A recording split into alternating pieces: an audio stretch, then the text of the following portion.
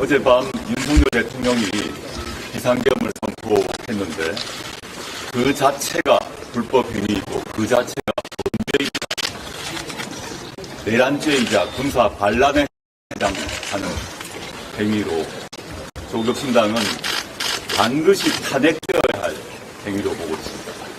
탄핵만이 아니라 또한 형사처벌되어야 할 현행범이기도 합니다. 그래서 조국신당은 어제부터 오늘 새벽까지 이번 비상계엄, 불법 비상계엄 선포에 대한 탄핵, 그것을 사유로 하는 탄핵 소추문을 만들었습니다. 주문, 헌법 65조 및 국회법 130조의 규정에 의하여 대통령 윤석열의 탄핵을 소추한다. 탄핵 소추 사유, 헌법 1조는 대한민국은 민주공화국이다. 대한민국의 주권은 국민에게 있고 모든 권력은 국민으로부터 나온다라고 선언하고 있다. 대통령은 주권자인 국민으로부터 직접 선거를 통하여 권력을 위임받은 국가의 원수이자 행정부의 수반으로서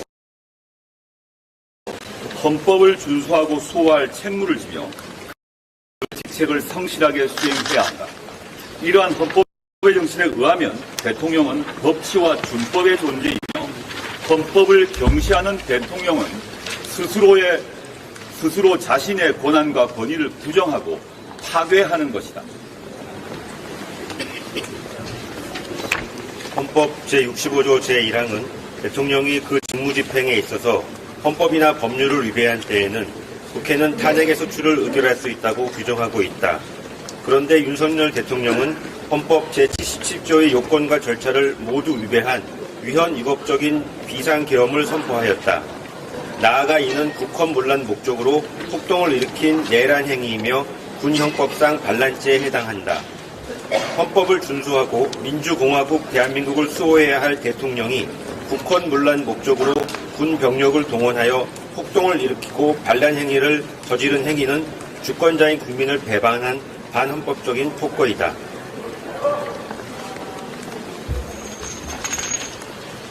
윤석열 대통령의 위헌, 위법한 비상계엄 선포 행위는 헌법 수호의 관점에서 볼 때 대한민국 헌법 질서의 본질적 요소인 민주공화국의 원리를 위협하는 행위인과 동시에 국회의 권능 및 법원의 지위를 무력화하고 권력 분립의 원칙을 심대하게 위협하는 행위로서 탄핵에 의한 파면 결정을 정당화하는 사유에 해당한다.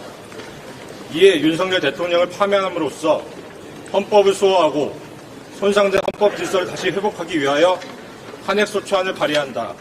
구체적인 탄핵소추 사유는 다음과 같다.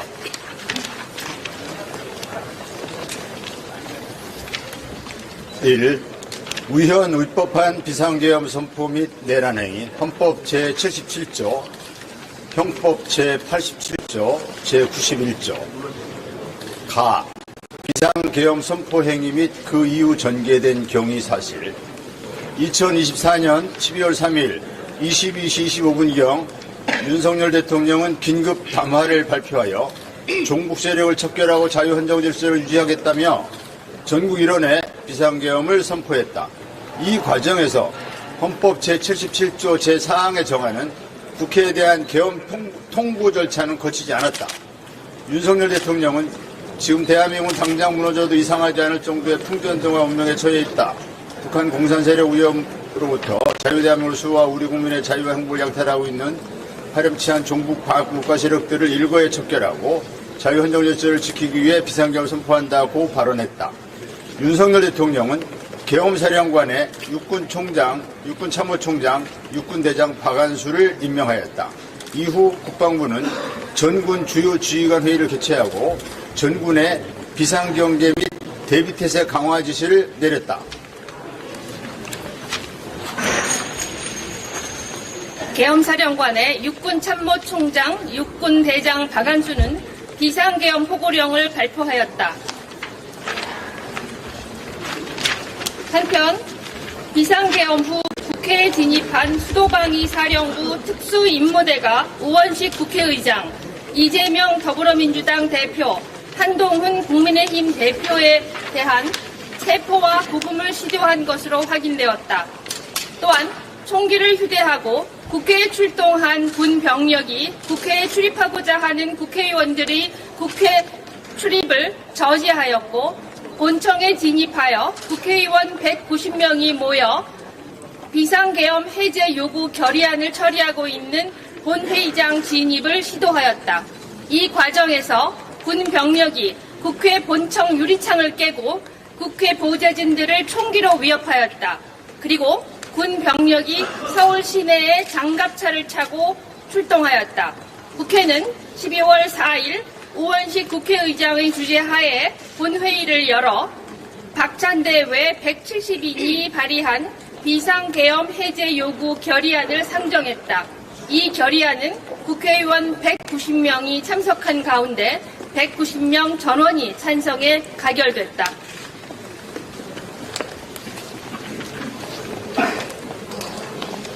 나 헌법과 법률 위반 1. 비상계엄 선포 행위의 헌법, 계엄법 위반 여부.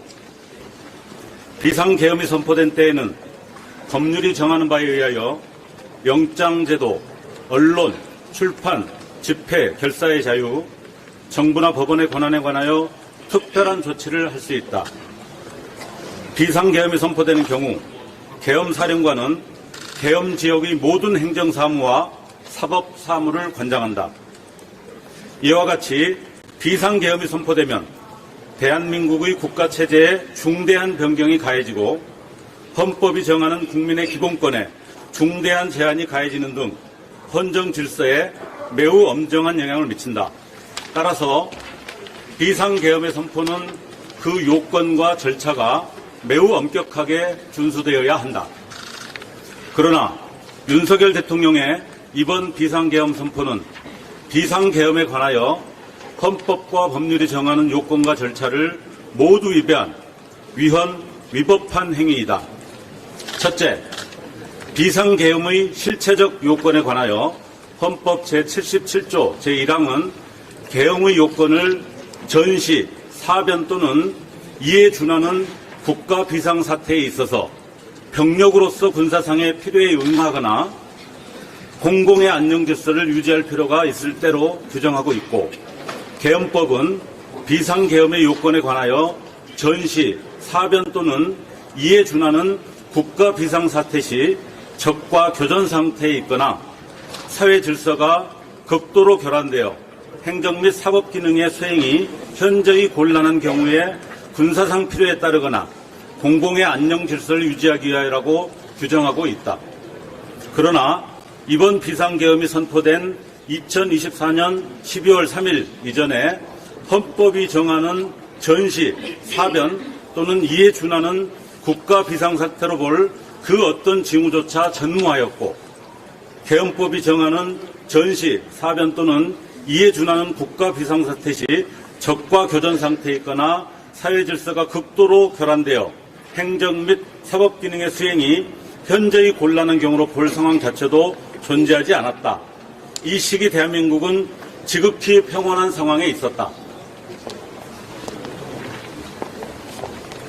둘째, 절차적으로도 윤석열 대통령의 비상계엄 선포 행위는 헌법과 법률을 위반하였다. 헌법 제77조 제4항 및 계엄법 제4조 제1항은 계엄을 선포할 때에는 대통령은 지체 없이 국회에 통고하여야 한다라고 규정하고 있는데, 윤석열 대통령은 이와 같은 국회 통고 절차를 전혀 이행하지 않았다. 2. 비상계엄 선포 행위의 형법상 내란죄 해당 여부. 이와 같은 윤석열 대통령의 비상계엄 선포 행위는 형법상 내란죄를 구성한다. 형법 제87조는 대한민국 영토의 전부 또는 일부에서 국가 권력을 배제하거나 국권을 문란하게 할 목적으로 폭동을 일으킨 경우를 내란 행위로 규정하고 있다. 그리고 형법 제91조는 내란에 있어서 국헌 문란의 정의를 두 가지로 나누어, 첫째, 헌법 또는 법률에 정한 절차에 의하지 아니하고 헌법 또는 법률의 기능을 소멸시키는 것. 둘째, 헌법에 의하여 설치된 국가기관을 강압에 의하여 전복 또는 그 권능 행사를 불가능하게 하는 것이라고 정의 규정을 두고 있다.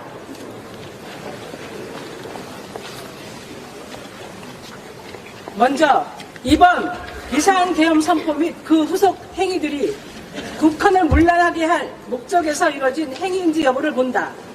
윤석열 대통령이 선포한 이번 비상계엄이 헌법과 계엄법이 정하는 요건 및 절차를 위배한 위헌, 위법적인 비상계엄임은 앞서 본 바와 같고 이후 총기를 휴대하고 국회에 출동한 군 병력이 국회에 출입하고자 하는 국회의원들의 국회 출입을 저지하는 한편 본청에 진입하여 국회의원 190인이 모여 비상계엄 해제 요구 결의안을 처리하고 있는 본회의장 진입을 시도하였다.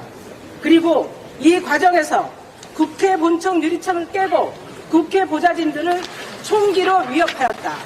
또한 국회에 진입한 수도방위사령부 특수임무대가 우원식 국회의장, 이재명 더불어민주당 대표, 한동훈 국민의힘 대표에 대한 체포와 구금을 시도한 것으로 확인되었다. 이는 헌법 또는 법률에 정한 절차에 의하지 아니하고 헌법과 국회법이 정하는 국회의 기능을 소멸시키고자 하는 행위라고 할 것이어서 헌법 제91조 제1호의 국헌 문란에 해당한다고 할 것이고 헌법에 의하여 설치된 국가기관인 국회를 군병력의 강압에 의하여 그 권능 행사를 불가능하게 하고자 시도하였으므로 헌법 제91조 제2호의 국헌 문란에 해당된다. 다음으로 폭동을 일으킨 경우에 해당하는지에 관하여 보건대 대법원은 내란죄의 구성 요건인 폭동의 내용으로서의 폭행 또는 협박은 일체의 유형력의 행사나 외포심을 생기게 하는 해악의 고지를 의미하는 최광의의 폭행 협박을 말하는 것으로서 이를 준비하거나 보조하는 행위를 전체적으로 파악한 개념이며 그 정도가 한 지방의 평온을 해할 정도의 위력이 있음을 요한다고 판시하였다. 당시 국회에 진입한 수도방위사령부 특수임무대는 우원식 국회의장, 이재명 더불어민주당 대표, 한동훈 국민의힘 대표에 대한 체포와 구금을 시도하고 총기를 휴대한 다수의 군병력이 국회에 출입하고자 하는 국회의원들의 국회 출입을 저지하는 한편 국회 본청에 진입하여 당시 본회의가 열리고 있던 본회의장 진입을 시도한 것은 일체의 유형력의 행사나 외포심을 생기게 하는 해악의 고지에 해당하며 또한 당시 군병력이 서울 시내에 장갑차를 타고 출동하였는 바 앞서 온 군병력의 국회 진입과 종합할 때 그 정도가 한 지방의 평온을 해할 정도의 위력이 있다고 보는 것이 합당하다. 따라서 이는 형법 제87조가 정하는 폭동에 해당한다고 할 것이다. 3. 비상계엄 선포 행위의 군형법상 반란죄 해당 여부. 군형법 제5조는 작당하여 병기를 휴대하고 반란을 일으킬 경우 그 수괴는 사형에 처하는 등의 규정을 두고 있다. 앞서 본 바와 같이 윤석열 대통령이 선포한 이번 비상계엄 선포가 헌법과 계엄법이 정하는 요건 및 절차를 위배한 위헌, 위법적인 비상계엄이고 이후 총기를 휴대하고 국회에 출동한 군 병력이 국회에 출입하고자 하는 국회의원들이 국회 출입을 저지하고 국회에 진입한 수도방위사령부 특수임무대가 우원식 국회의장, 이재명 더불어민주당 대표, 한동훈 국민의힘 대표에 대한 체포와 구금을 시도하는 한편 헬기에 분승한 군 병력이 총기를 휴대하고 국회에 출동, 본청에 진입하여 국회의원 190인이 모여 비상계엄 해제 요구 결의안을 처리하고 있는 본회의장 진입을 시도하였는 바 이로써 윤석열 대통령은 계엄사령관, 육군참모총장, 육군대장 박안수 등과 공모하여 작당하여 병기를 휴대하고 헌법기관이 권능 행사를 무력으로 저지하고자 반란을 한 경우에 해당한다고 할 것이다.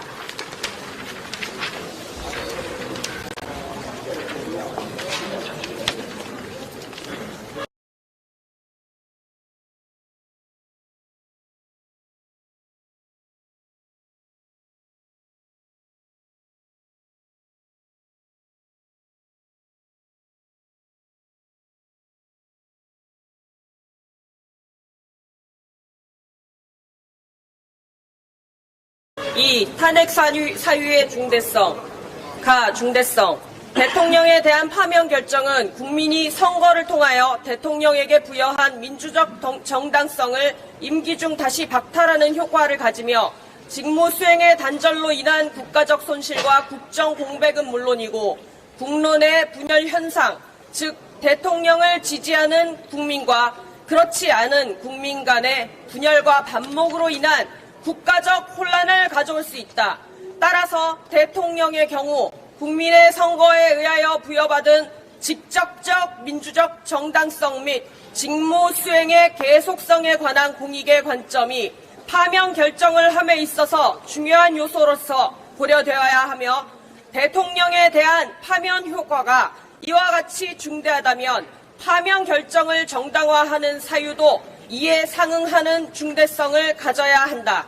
즉 대통령의 경우에는 파면 결정의 효과가 지대하기 때문에 파면 결정을 하기 위해서는 이를 압도할 수 있는 중대한 법 위반이 존재해야 한다.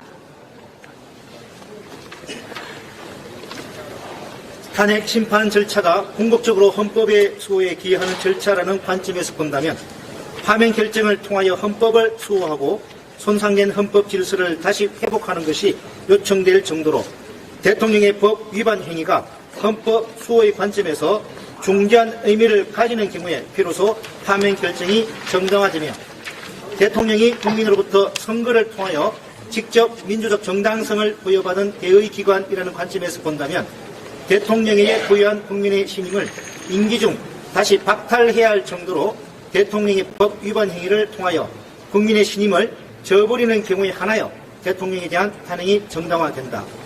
나 검토 파면 결정의 효력을 압도할 정도로 중대한 법 위반과 피소추자의 국민 신임 배반.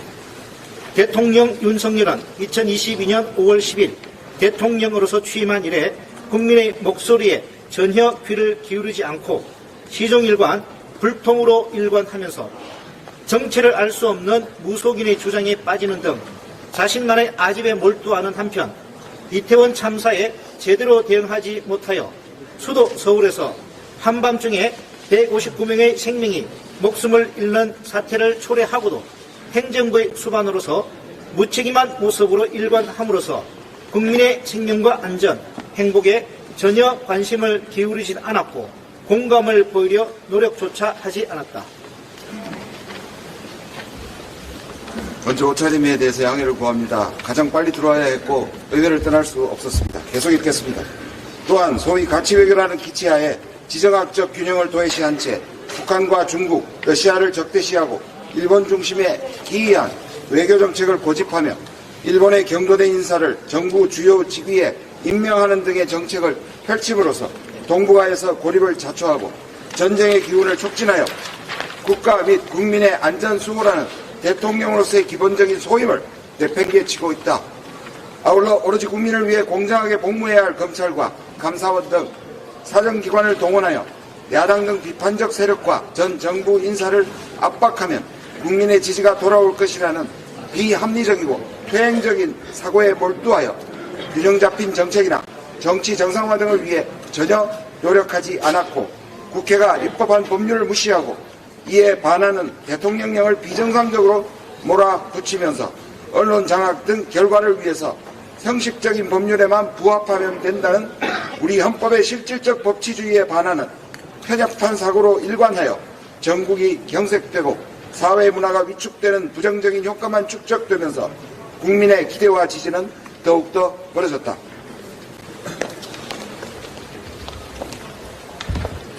공정과 상식이라는 처음의 국민적 기대를 배신하고 자신이 대통령이 되기 전에 가장 비판하였던 선택적 정의, 기소와 수사외압, 무마라는 최소 한도의 법치주의 원칙조차 스스로 저버린 채 박근혜 전 대통령의 탄핵이 빌미가 되었던 비선 실세에 의한 국정농단과 사익 추구라는 치명적인 국민적 배신을 감행하면서 이와 관련된 배우자의 몰상식적인 잘못을 감추기 위해 거부권의 남용과 검찰 등 모든 수단을 동원하는 모습에서 국민은 어떠한 희망과 발전도 더 이상 기대하기 어려운 상황에 처하게 되었다. 그런 가운데 이른바 명태균 게이트를 통하여 밝혀진 대선 시 여론 조작, 여론조사 비용에 대한 뇌물수수 의혹, 김영선 공천 개입 및 이를 통한 뇌물수수에 상응하는 공천보답 의혹 등이 더욱 확산되었고, 이 과정에서 국민으로부터 어떠한 권한도 위임받은 바 없는 부인 김건희가 명태균과 주고받은 카카오톡 문자 메시지 및 윤석열 대통령의 육성 등이 공개되었다. 이와 같은 대통령 부부의 육성 및 문자 메시지 등은 그 자체로 비선 실세에 의한 국정 개입이라는 중대한 헌법 및 법률 위반으로 윤석열 대통령의 정치적 정당성은 근본적으로 붕괴되고 있다. 이에 대하여 윤석열 대통령은 국민들에게 사과한다고 하면서도 전혀 개선의 정을 보이지 않고 여전히 부인의 잘못을 옹호하고 명태균 의혹을 사소한 것으로 치부하는 모습을 보여 국민들을 깊이 실망시켰다.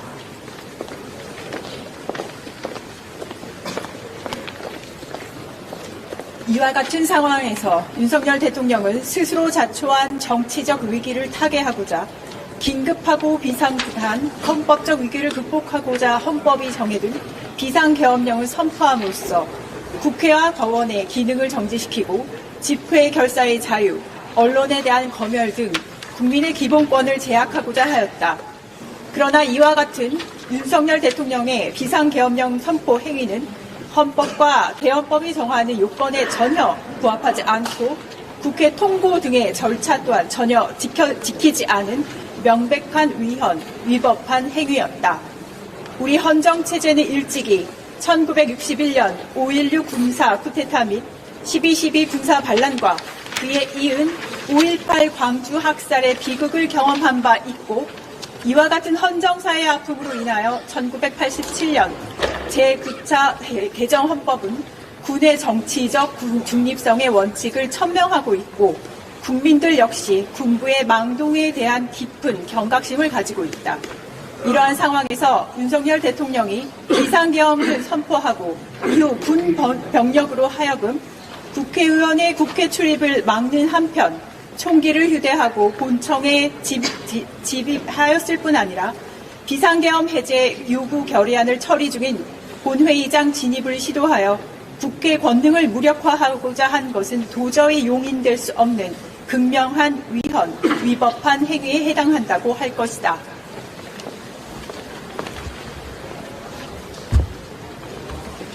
이와 같은 비상계엄 선포에 관한 윤석열 대통령의 중대한 헌법과 법률 위반은 민주적 정당성의 단절이라는 파면 결정의 효력을 압도할 정도로 크며, 국민들이 이번 비상계엄 시 군의 국회 진입 등 망동을 목도함으로 인하여 받은 충격의 크기는 윤석열 대통령 임기 중 국민의 신임을 다시 회수하기에 충분할 정도로 심각하고 되돌리기 어려운 상황으로 봄이 합당하다. 이에 국회는 대통령 윤석열을 파면하기 위하여 탄핵을 소추하기에 이른 것이다.